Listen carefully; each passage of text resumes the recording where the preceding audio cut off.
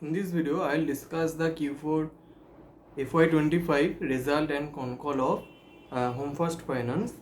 So, Home First Finance is a NBFC mainly working in the affordable housing finance segment. Their 84% AUM comes from housing loan, and another division is LAP. It is around 15% of AUM. If we talk about the average ticket size, that is around 11 lakhs, because it is a affordable housing finance company. And the states, if we talk about the geographical presence, then mainly they are present in Gujarat. About 30% AUM comes from Gujarat. Then Maharashtra, 14% AUM from Maharashtra, and 13% AUM from Tamil Nadu. And they are fairly spread all over the India. They are not concentrated in a area or a state. Fairly present all over the India. Maybe they are present in 13 states in total. So that is the geographical presence. And if we talk about the customer category, they mainly cater to the self-employed, salaried pupils. That is the thing with them. If we talk about industrial and others, they mainly cater to the self-employed, but they are mainly salaried. 68% AUMs from salaried pupil. So that is the company overview. And if I talk about the result of Q4 FY25, then the first, the AUM. AUM is growing consistently over 30% for several quarters now, and for this quarter it is the same. Their AUM is around 12,500 crore. The growth for the quarter is 31% year on year, and as I said, AUM is growing absolutely consistently above 30% for several quarters. 6, 7 quarters, 8 quarters, 9 quarters. That is the thing with AUM. And if we talk about the guidance also, they are talking about 20,000 crore by FY27. That is coming out to be 24% CAGR growth. So that is a little disappointing, because as a 30% growth engine, they are giving us around 25% of growth. So yeah, that may be conservative, but yeah, they may give a guidance better. Okay, so yeah, AUM is growing consistently around 31. We have to track that where the business is going in the future. So that is the AUM part. Then if I talk about the disbursement, that is around 1,300 crore. They had given 48,000 crore of disbursement for FY25, and they done that fairly well. And if we talk about the disbursement growth for the quarter, that is little low, 15.6%.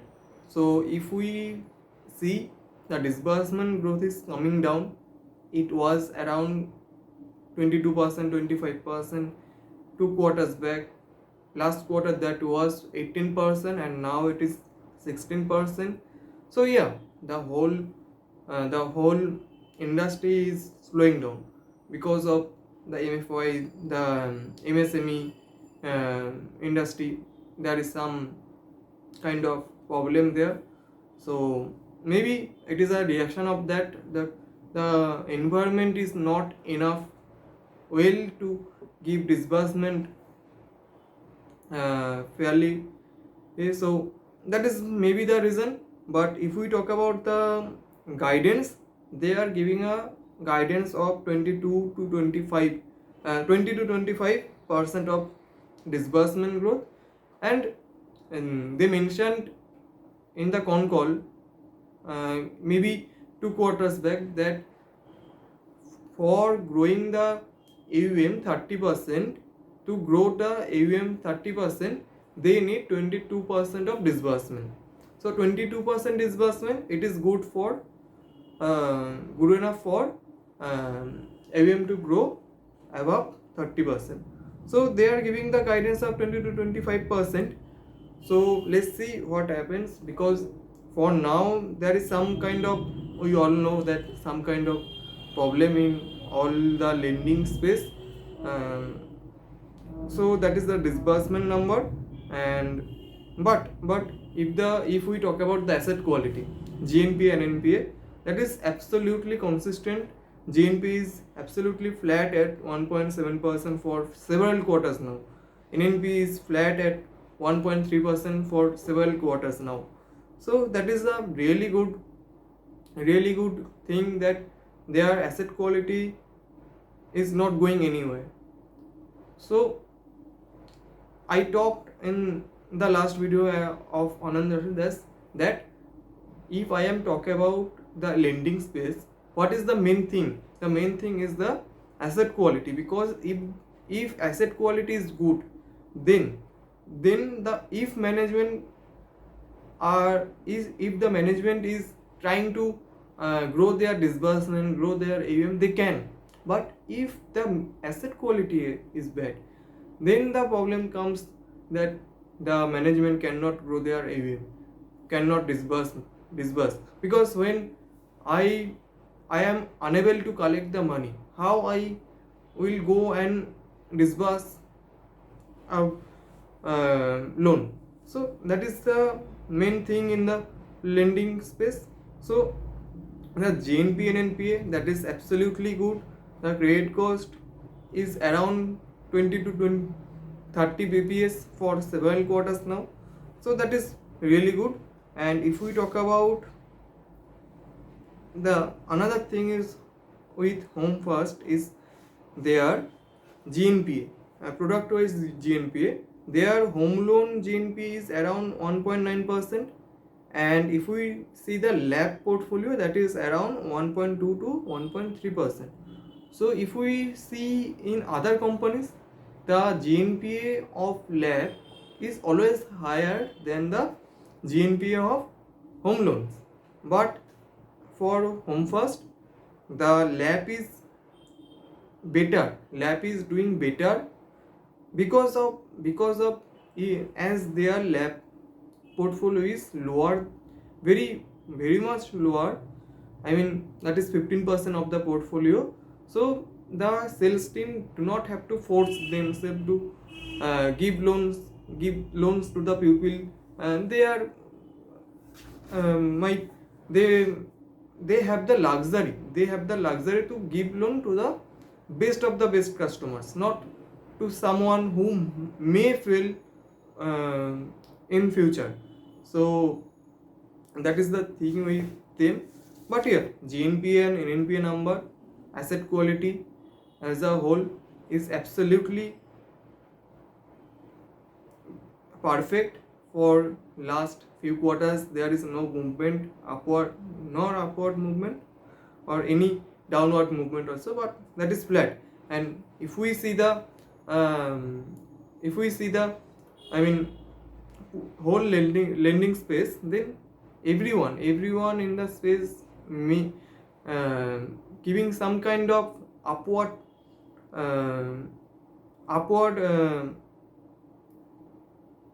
trajectory in GNPA.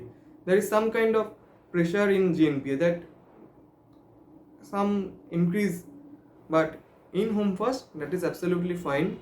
There is no problem in asset quality. That is the one of the best thing with Home First. So what management have in their hands, as the GNPA and NNPA number is good, they can accelerate their disbursement number when the environment gets better.